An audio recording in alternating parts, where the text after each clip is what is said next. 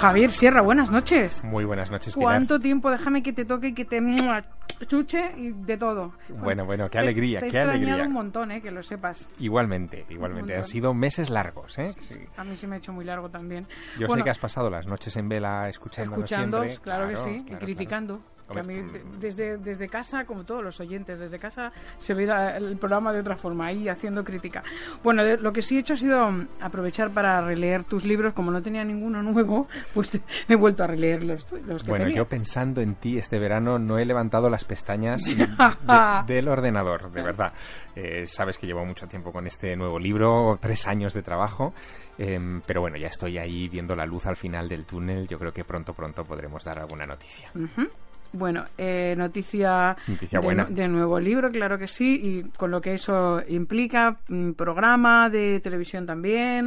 Sí, hay un proyecto muy bonito en marcha, se llama Otros Mundos. También me ha tenido ocupado en estos meses. Mira, yo acabo de llegar ahora de Estados Unidos, estuve solamente una semana en Kentucky, porque se dio una circunstancia de esas cósmicas que a mí me encantó, y es que ¿te acuerdas que todos los informativos han estado hablando del famoso eclipse total de sol sobre los Estados Unidos, el eclipse que han seguido en total casi 500 millones de personas, el más visto de la historia de la humanidad? Bueno, pues ese eclipse tenía un epicentro, una zona de máxima oscuridad, de máxima umbra, de máxima sombra, en un pueblecito de Kentucky que se llamaba Hopkinsville, y que para mí era, no te lo vas a creer, muy familiar. Desde que era un niño yo conocía Hopkinsville, porque en Hopkinsville... No me lo puedo creer. Sí.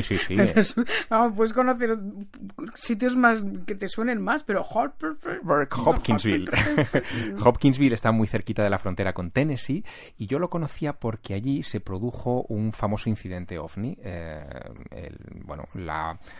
vamos a decir, el ataque de unas criaturas no identificadas contra unos granjeros, la familia Sutton, que se vieron acosados una noche de agosto de 1955 por esos seres extraños, contra los que lo emprendieron a tiros. Uh-huh. La Fuerza Aérea investigó aquello, es uno de los casos que aparece en el proyecto Libro Azul sin explicar. En fin, hay una gran historia detrás, pero la coincidencia cósmica es que el eclipse de sol tenía su máxima oscuridad sobre ese pueblo, pero es que el eclipse, que era el 21 de agosto de 2017, coincidía en la efeméride con el 21 de agosto del 55, que fue cuando llegaron aquellos, entre comillas, extraterrestres a ese lugar. Así que, bueno, claro, no he querido perdérmelo, me he llevado cámaras, he filmado todo, he reconstruido esa historia, que es maravillosa y que, bueno, pronto yo creo que la podremos ver. Pues lo veremos.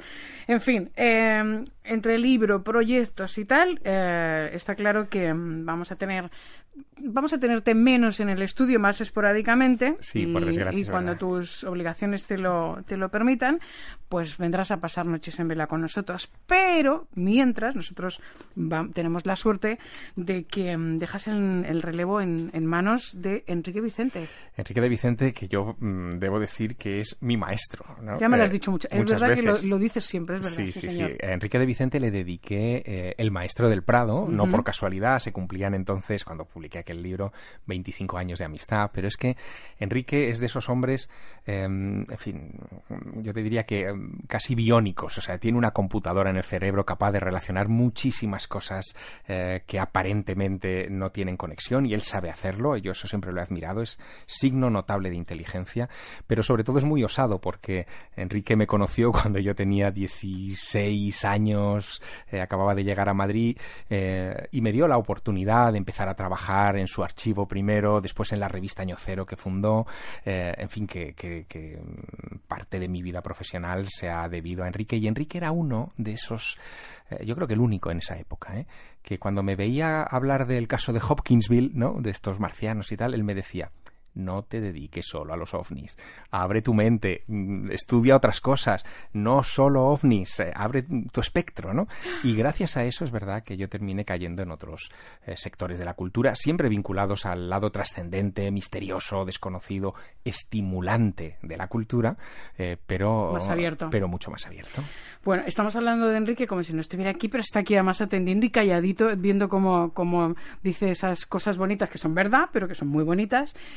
Javier Sierra. Enrique de Vicente, bienvenido, buenas noches. Muy buenas noches. No sabes en el lío que te metes, o sí, porque has venido alguna vez como invitado, pero claro, te metes pero en esta familia. De estar aquí con vosotros y de estar contigo, Pilar. Está pasando mucho... la noche en vela, absolutamente despierto. Tienes la cara mucho más relajada que la última vez que vinimos, que estabas ahí con... que justo creo que te ibas a jubilar. Justo ahí me ya me río yo. Pero pese a todo no creas que... pese a todo y a frenar todo, no creas que sigo muy tranquilo, siempre con mil historias. Pues tienes muy muy buena cara, estamos encantados de que formes parte de esta familia. Me consta que a los dos os fascina el tema del que nos vais a hablar esta noche y que lo definís como la mayor conspiración de la historia, Javier.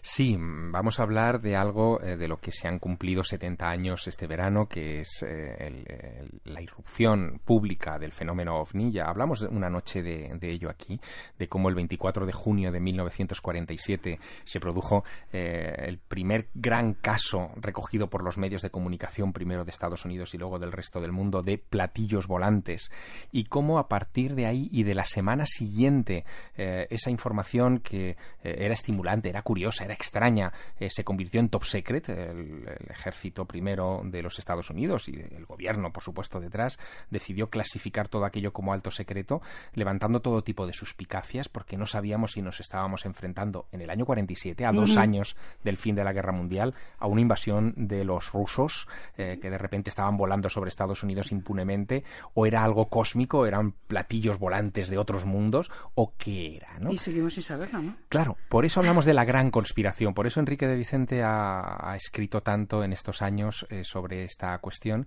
y bueno, pues creo que era una buena manera de arrancar esta noche en vela de tránsito, de dejarle el testimonio a Enrique en la noche en vela con este tema que yo creo que es su favorito. ¿Y de verdad, Enrique, merecen tanto secretismo estos? Bueno, no es solo que merezcan secretismo, sino que yo me refiero con ese título de la mayor conspiración de la historia, que es, por cierto, yo le había propuesto a Javier hablar de ello porque va a ser el título de una conferencia mía que voy a dar el día 21 dentro del Congreso Mundial de Ufología que se va a celebrar en Montserrat. Ajá. Entonces, ¿por qué digo eso? Pues simplemente porque lo que yo intento demostrar en esa conferencia es que inmediatamente después de lo que cayese en Roswell, y que sobre lo que Javier ha publicado un libro que se llama Roswell, Secreto de Estado, inmediatamente después se reorganiza toda la inteligencia, todos los servicios, todo el ejército de los Estados Unidos. No antes, es decir, han pasado 2 años de la Segunda Guerra Mundial y esperan a todo el revuelo que se organizó a raíz de lo que ocurrió en Roswell para poner en marcha todo el aparato de inteligencia. Exactamente 19 días después es cuando el presidente Truman da la orden para crear el Consejo Nacional de Seguridad, que es una autoridad que se sitúa incluso por encima del presidente de los Estados Unidos. De ahí vendría la CIA, claro. Posteriormente la Central de Inteligencia que Americana. deriva, digamos, es ordenada por el Consejo Nacional de Seguridad. Ahora, mencionas la CIA, Javier. La CIA se crea poco después. ¿Cómo podríamos sospechar que si hay un secreto de tal calado puede mantenerse oculto, los implicados en ello no hablar? Claro. Consideremos, ¿quiénes eran los fundadores de la CIA? Los fundadores de la CIA eran una serie de personajes expertísimos en la inteligencia. La mitad eran antiguos nazis que habían ingresado a Estados Unidos a través de la operación Paperclip, y miembros de las SS, como lo era Wernher von Braun, claro, el que puso al primer hombre en la luna, y la otra mitad lo eran del precedente de la CIA, la OSS. Es decir, eran gente con el mayor nivel de secreto. Pero ¿qué ocurre? Que yo estoy convencido, aunque Javier ese tema lo conoce infinitamente mejor que yo, porque ha viajado a Roswell en varias ocasiones, sí, aquí hemos hablado mucho, se ha entrevistado con los principales especialistas, yo estoy absolutamente seguro que desde el principio se creó una gran confusión y se organizó una campaña, como ocurre en todas las conspiraciones, para que la gente no se aclarara. Claro, se acalló que haya el tema. Mucho humo, claro. Pero sobre todo, ¿por qué? Porque quien había estado al tanto de todo eso era un escuadrón que había establecido en Roswell, que era el único escuadrón en el mundo que tenía armamento nuclear. Había sido el escuadrón encargado de lanzar las dos primeras, bueno, la segunda y la tercera. La primera la lanzaron allí al lado en Alamogordo, y la segunda y la tercera en Hiroshima bombas y Nagasaki. Atómicas, sí. Es decir, nivel de máximo secreto. Y lo consiguieron. Claro, un poco por centrar también al oyente que, en fin, que le pillamos un poco desprevenido, ¿no? La cronología sería 24 de junio de 1947, irrupción de los platillos volantes en la prensa. Primeros días de julio del 47, una semana más tarde, el accidente de Roswell en Nuevo México, de uno de esos discos volantes que es reconocido en principio como que efectivamente ha caído algo extraño y después se desmiente. A los pocos días se funda, digamos, esta nueva visión, esta reorganización de los servicios de inteligencia en los Estados Unidos para proteger en parte este secreto. Y hay un elemento que siempre sale sobre la mesa y que a mí me fascina, y es que todo esto tiene a un personaje que es muy poderoso en los Estados Unidos en esa época, que es mítico, que es J. Edgar Hoover, el director del FBI, que mira con cierta estupefacción todos estos movimientos, porque casi le dejan fuera. El director del FBI, bueno, es el representante de los federales, la policía, digamos, interestatal en los Estados Unidos, pero los servicios de inteligencia están por encima de él.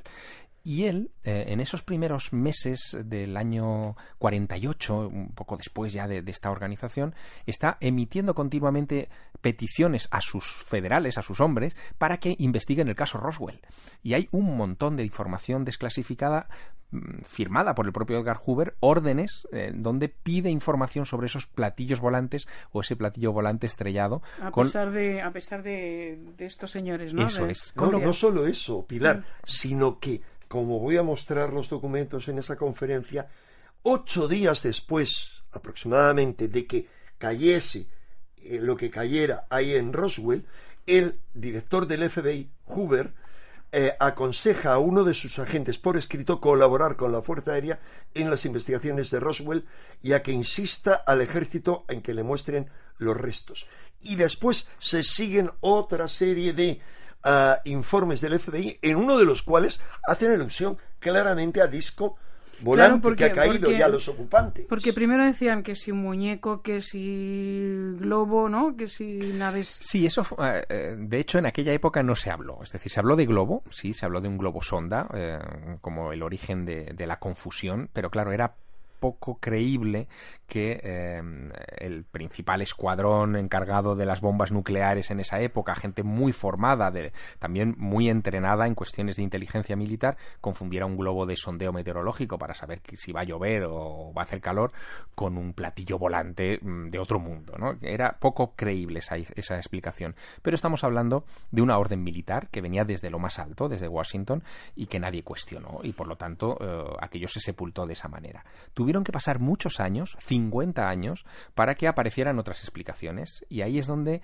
surge no ya la hipótesis del globo meteorológico normal, sino la hipótesis de un globo meteorológico especial que se supone que tenía como misión colocar un micrófono en las capas altas de la atmósfera para escuchar eventuales explosiones nucleares, pruebas militares que hicieran los soviéticos en aquella época.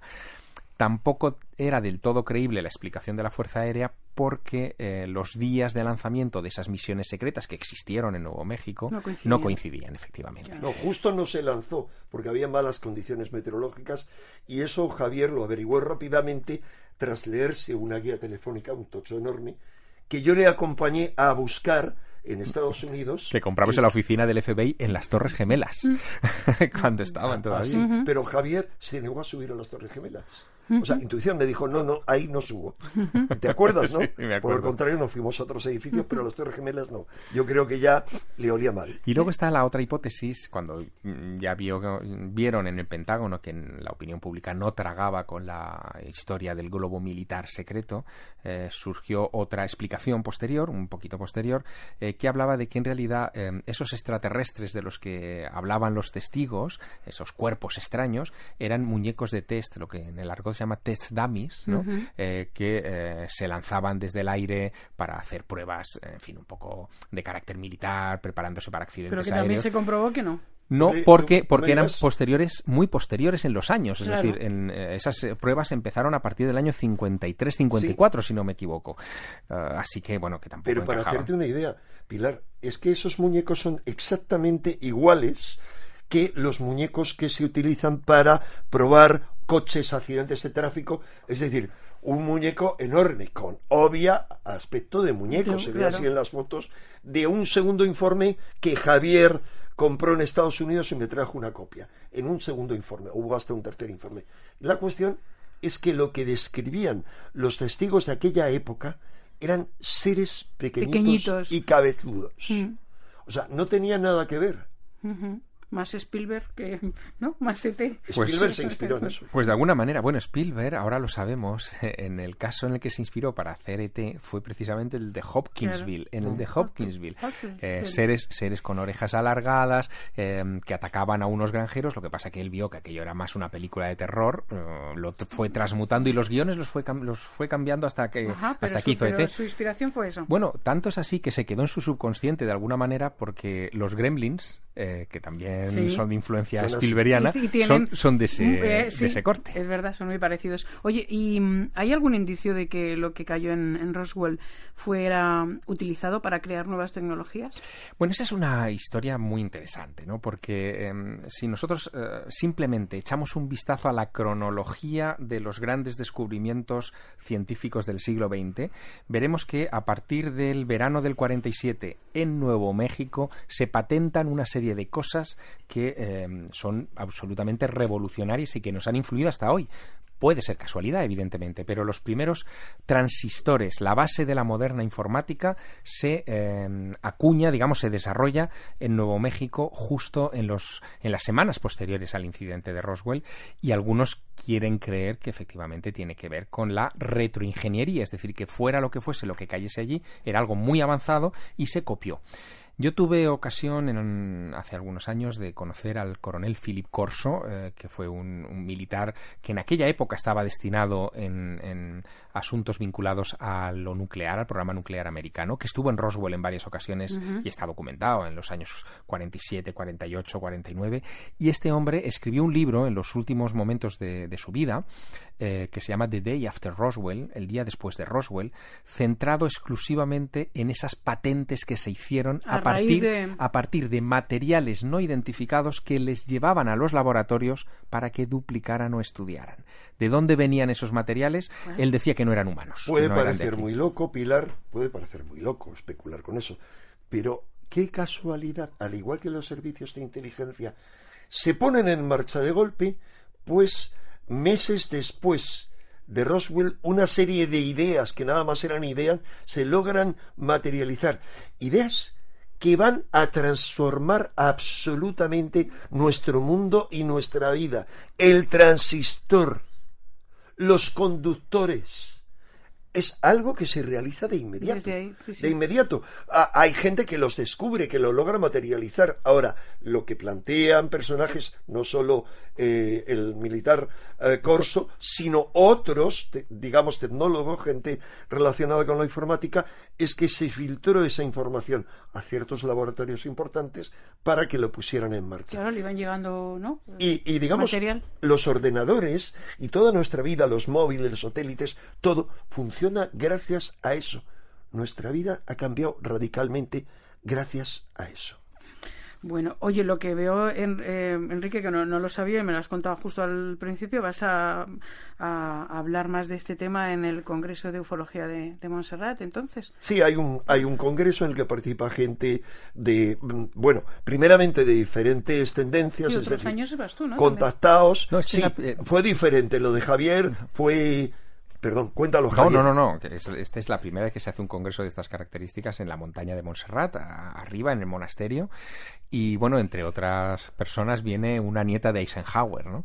A contar cosas de su padre, de su abuelo. De su abuelo, bueno, y de que ella asegura haber estado implicada en experimentos tremendos. O sea, es que es verdad lo que cuenta, es alucinante. Sí, va a ser interesante. De proyectos ultra secretos del gobierno.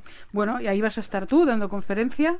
El jueves 21, y luego una mesa redonda con otros. ¿Y si los oyentes están interesados, crees que se puede? Se puede asistir solamente un día, porque hay 3 días que son el martes, el miércoles y el jueves, pero puede buscar información en internet por Ufology World Congress o Congreso Mundial de Ufología Montserrat. Es fácil. Que apetece un montón, además el sitio ya y como Enrique va a estar ahí, pues nos lo podrá contar después. Efectivamente.